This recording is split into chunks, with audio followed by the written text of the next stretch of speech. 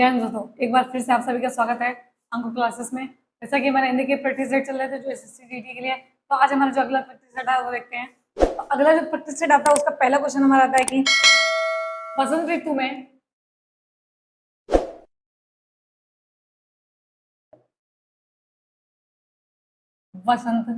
वसंत ऋतु में वृक्षों में न पल्लव में वृक्षों में नव पल्लव वृक्षों में नव पल्लव आते हैं। नव पल्लव आते हैं। तो वाक्य में रहा है वसंत ऋतु में वृक्षों में नौ पल्लव आते हैं। बताना है क्या, क्वेश्चन क्या पूछा है? तो क्वेश्चन है कि वाक्य में प्रयुक्त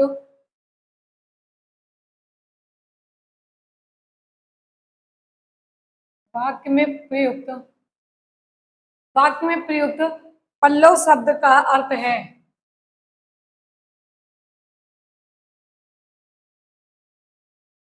शब्द का अर्थ है अर्थ है। तो ऑप्शन ए आता हमारा पत्ता, बी आती डाली, सी आता फूल, और लास्ट ऑप्शन जो आता है वो आता है हमारा शाखा। तो वाक्य में प्रयुक्त पल्लव शब्द का अर्थ क्या होता है? वसंत ऋतु में वृक्षों में नव पल्लव की जगह हो गया पत्ते आते हैं। तो ऑप्शन ए हमारा राइट आंसर होगा कि वसंत ऋतु में वृक्षों में नव पल्लव आते हैं, तो मतलब कि नए नए पत्ते आते हैं। इसी तरह अगला क्वेश्चन आता है कुत्ता रेखता है। कुत्ता रेखता है। तो कुत्ता रेखता है निम्न रेखांकित शब्द में रेखांकित शब्द के स्थान पर उपयुक्त वाक्य होगा। शब्द के स्थान पर उपयुक्त वाक्य होगा। तो कुत्ता रेखता है, रेखांकित शब्द के स्थान पर उपयुक्त वाक्य क्या होगा? ऑप्शन ए अगर चाहे चाहता है, चाहे चाहता, बी आता है, बी हमारा ऑप्शन गुटुरगु, गुटुरगु। ऑप्शन सी आता है भोगता है। लास्ट ऑप्शन जो आता है वो हमारा था मिमी आता है। तो कुत्ता रेखता है, रेखता की जगह क्या होगा? तो चहजाता है, चिड़िया तो है नहीं जो चहचाएगी, तो गुटुरगु भी नहीं, तो ऑप्शन सी होगा हमारा आंसर। तो कुत्ता भौंकता है, तो रेखते की जगह क्या आएगा? भौंकता है। इसी तरह अगला क्वेश्चन आता है कि अतिवृष्टि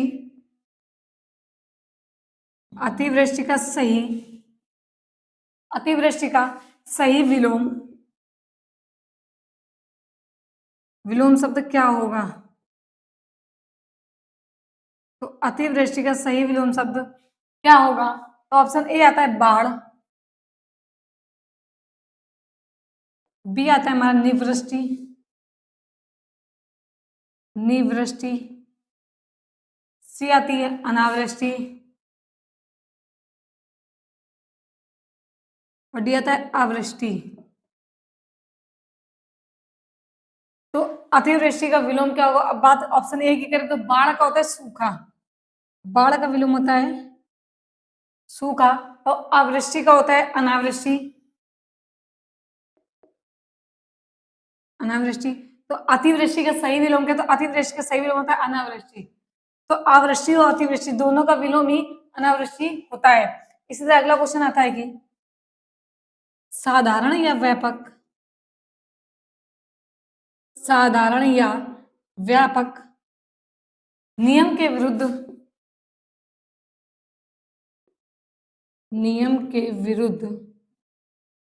साधारण या व्यापक नियम के विरुद्ध चीजें वाक्यांश के लिए एक शब्द है। वाक्यांश के लिए एक शब्द है। तो साधारण या व्यापक नियम के विरुद्ध चीजें, इसके वाक्यांश के लिए एक शब्द क्या होगा? ऑप्शन ए तो निर्वता, निर्वता। ऑप्शन बी आता है हमारा अपूर्व, ऑप्शन सी आएगा आलोचक, आलोचक। डी आता है अपवाद, अपवाद। तो साधारण या व्यापक नियम के विरुद्ध चीजें, तो वाक्यांश के लिए शब्द क्या होगा? ऑप्शन ए निर्वता, अपूर्व, आलोचक या अपवाद। तो साधारण या व्यापक नियम के विरुद्ध वाक्यांश के लिए शब्द होगा अपवाद। अपवाद, तो साधारण या व्यापक नियम के विरुद्ध को क्या बोला जाता है? तो अपवाद बोला जाता है। इतना नोट डाउन कर लीजिए।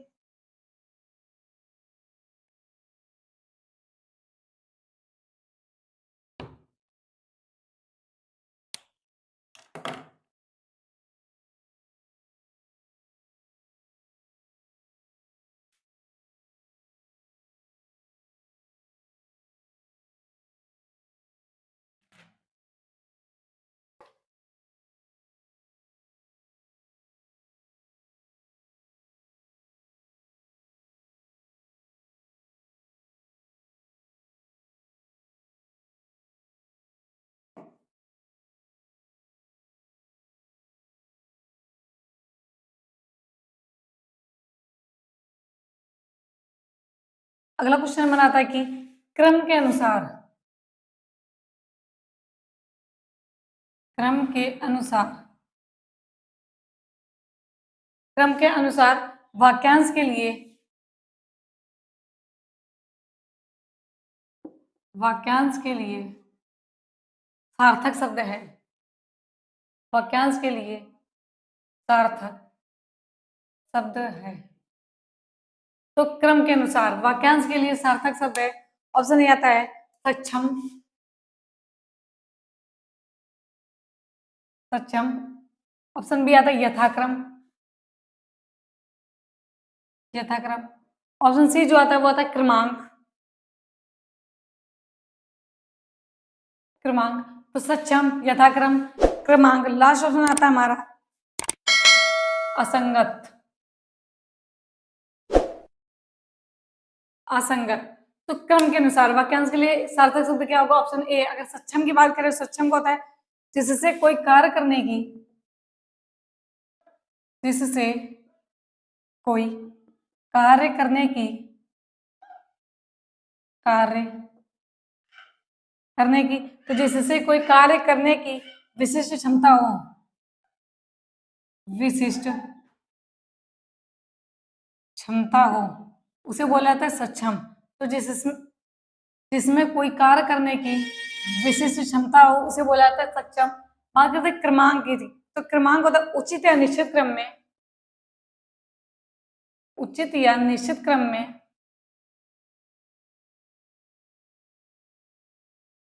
उचित या निश्चित क्रम में आने वाला कोई अंक,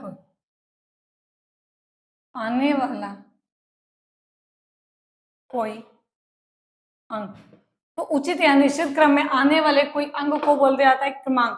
अब बात करें असंगत की, जिसकी कोई, जिसकी कोई संगत ना हो, जिसकी कोई संगत ना हो तो होता है असंगत। तो ऑप्शन बी जो होगा वो हमारा राइट आंसर होगा कि क्रम के अनुसार को क्या बोला जाता है? तो क्रम के अनुसार को यथाक्रम बोला जाता है। सक्षम की, तो जिसमें कोई कार्य करने की विशिष्ट क्षमता उसे सक्षम। उचित या निश्चित क्रम में आने वाला कोई अंक तो क्रमांक होता है। इसी तरह अगला क्वेश्चन आता है कि मुहावरा,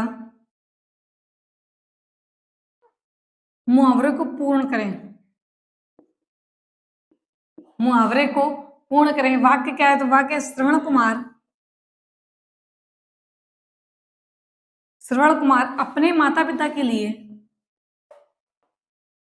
अपने माता पिता के लिए, श्रवण कुमार अपने माता पिता के लिए, माता पिता के लिए थे। तो क्या होगा? ऑप्शन ए आता है हमारा दाढ़ी में तिनका, दाढ़ी में तिनका। ऑप्शन बी जो आता है वो आता है हमारा अंधे की लकड़ी,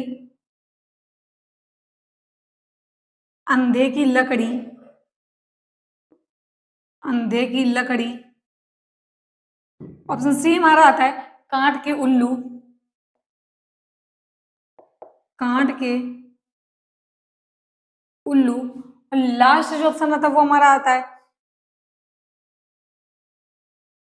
दायों के दांत।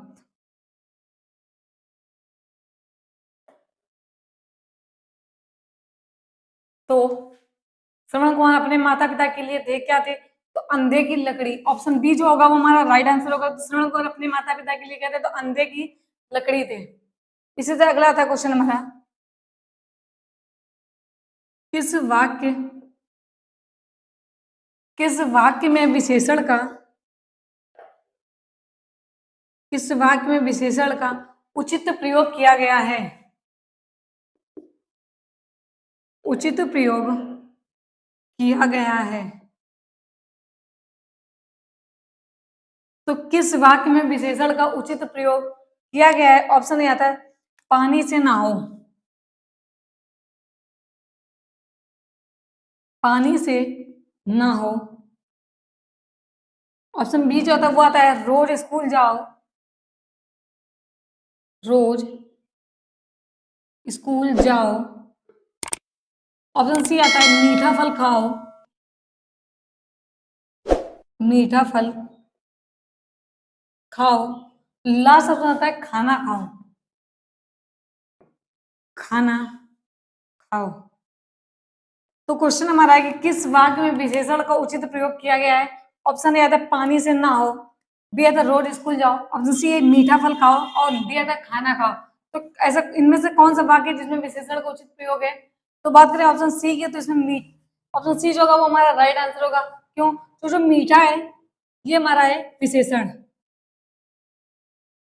फल हमारी है संज्ञा, खाना तो क्रिया हो गई। तो फल मीठा खाओ या मीठा फल खाओ, तो उचित प्रयोग किसमें हुआ? तो मीठा फल, और जिसमें मीठा शब्द जो विशेषण का है कार्य कर रहा है और फल संज्ञा है, खाना हमारी क्रिया होगी। तो इतना नोट डाउन कर लीजिए।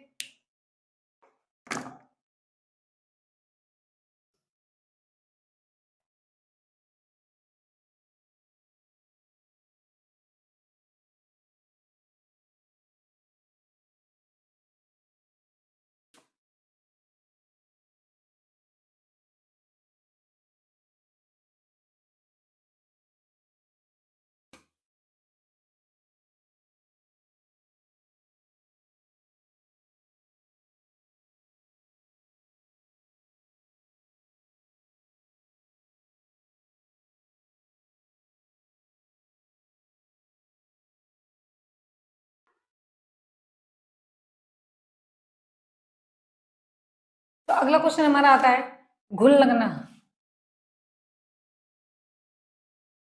घुन लगना। घुन लगना मुहावरे का अर्थ है। मुहावरे का अर्थ है। तो घुन लगना मुहावरे का सही अर्थ क्या होगा? ऑप्शन ए आता है भय होना। भय होना। ऑप्शन बी आता है जो आता है हमारा खुश होना। खुश होना। ऑप्शन सी आता है निराश होना। निराश होना। लास्ट ऑप्शन आता है हमारा क्षय होना। क्षय होना। तो मुहावरे का सही अर्थ क्या है? मुहावरा हमारा घुन लगना। तो घुन लगने का सही अर्थ क्या है? ऑप्शन ए आता है भय होना, खुश होना, निराश होना, क्षय होना। तो घुन लगना में से होता है क्षय होना। तो ऑप्शन डी जो होगा वो हमारा राइट आंसर होगा। तो घुन लगने मुहावरे का अर्थ होता है क्षय होना। इसी तरह अगला क्वेश्चन आता है सृष्टि के निर्माता। सृष्टि के निर्माता। सृष्टि के निर्माता ब्रह्मा है। ब्रह्मा है। तो विनाशक शिव में तो विनाशक शिव में तो सृष्टि की निर्माता ब्रह्मा है। रिक्त स्थान पूरा करना है तो विनाशक शिव में तो रिक्त स्थान की पूर्ति करें। रिक्त स्थान की पूर्ति ही करें। तो ऑप्शन ए आता हमारा मार्तंड। मार्तंड। ऑप्शन बी जो आता है वो आता है लंकेश। सी आता है हमारा विभु। और दिया था त्रिलोचन।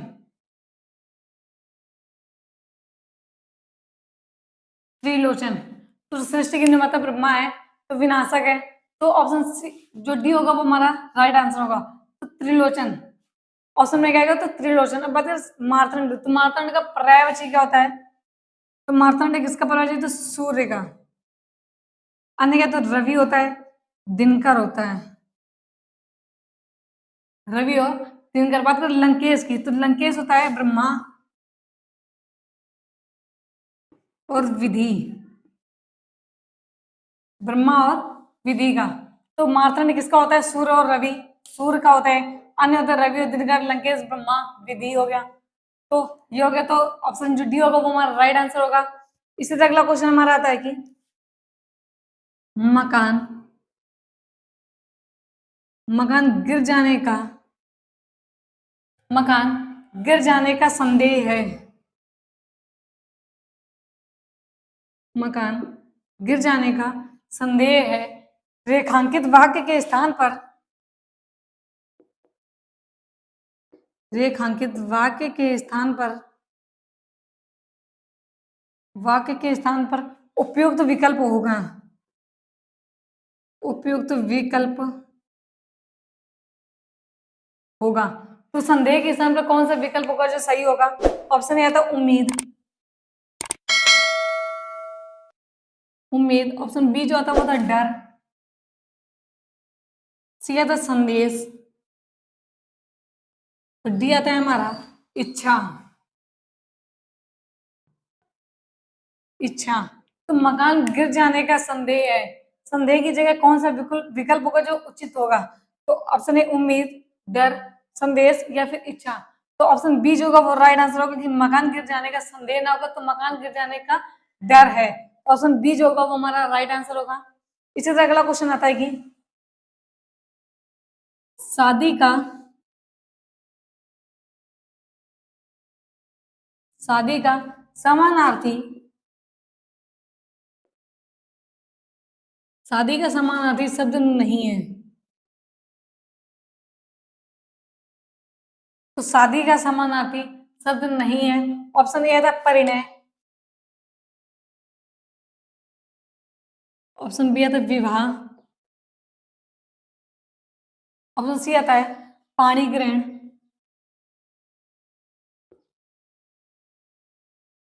और जो लास्ट ऑप्शन डी आता है वो आता है ग्रहण। ग्रहण। तो शादी का समानार्थी शब्द नहीं है। कौन सा शब्द है जो शादी का समानार्थी नहीं है? बात करें ऑप्शन ए परिणय, विवाह, पाणी ग्रहण और ग्रहण की। तो परिणय भी होता है, विवाह भी होता है, पाणी ग्रहण भी होता है। तो ऑप्शन डी जो होगा वो राइट आंसर होगा कि शादी का समानार्थी ग्रहण नहीं होता है। तो इतना नोट डाउन कर लीजिए।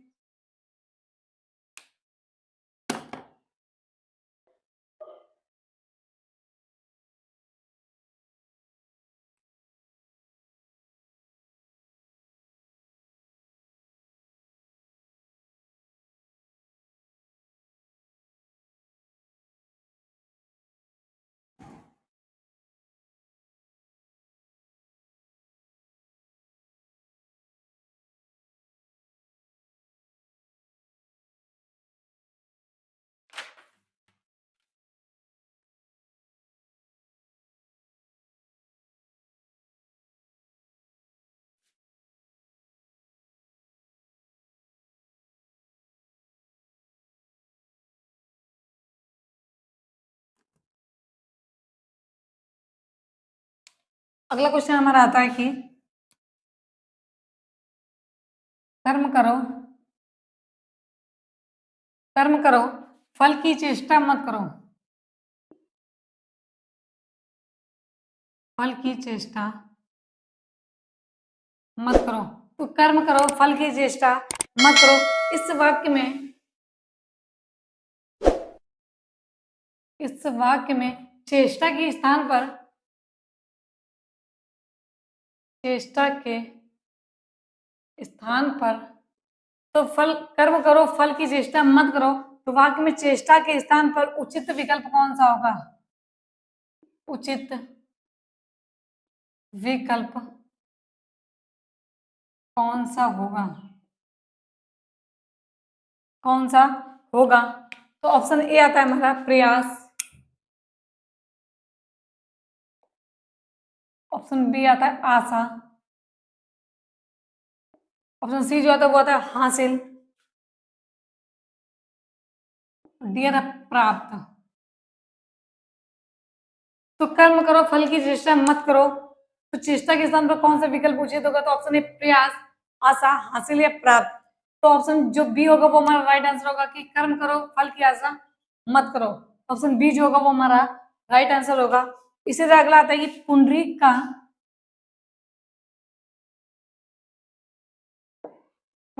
का पर्यायवाची शब्द है। पुंडरीक का पर्यायवाची शब्द है, तो पुंडरीक का पर्यायवाची शब्द कौन सा है? ऑप्शन आता है बेला,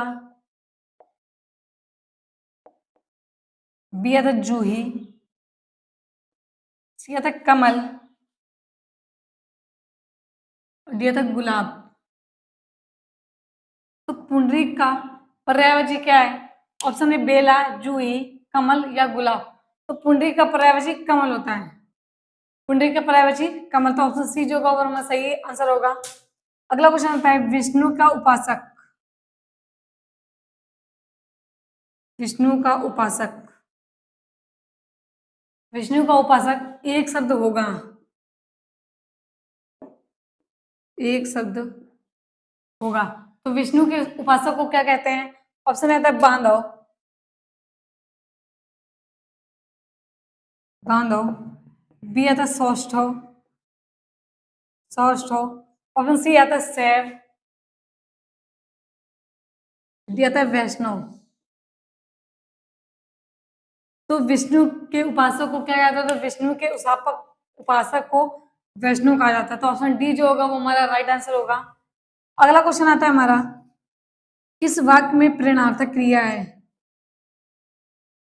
किस वाक्य में प्रेरणार्थक क्रिया है?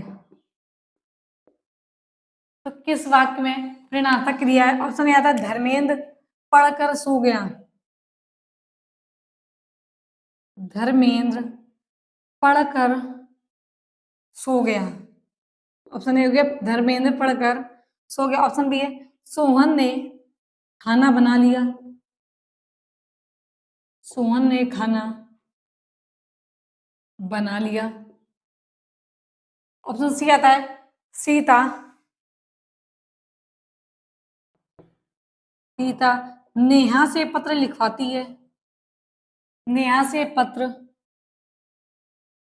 लिखवाती है। जो लास्ट ऑप्शन होगा ऑप्शन डी होगा वो हमारा है कि मुझे पढ़ने दो, मुझे पढ़ने दो। तो कौन से वाक्य में प्रेरणार्थक क्रिया का सही उदाहरण है? ऑप्शन है धर्मेंद्र पढ़कर सो गया, बी आता है सोहन ने खाना बना लिया है, ऑप्शन सी जो आता है सीता नेहा से पत्र लिखवाती है, डी आता है मुझे पढ़ने दो। तो जो ऑप्शन सी होगा वो हमारा राइट आंसर होगा कि सीता नेहा से पत्र लिखवाती है, खुद ना लिखकर नेहा से लिखवा रही, प्रेरणा दे रही है, तो ये प्रेरणार्थक क्रिया का उदाहरण हो गया। तो ऑप्शन सी जो होगा वो हमारा राइट आंसर होगा। तो थैंक यू दोस्तों, आज के लिए इतने क्वेश्चन। अगर हमारे क्वेश्चन अच्छे लगे तो हमारे चैनल अंकुर क्लासेस को सब्सक्राइब करें।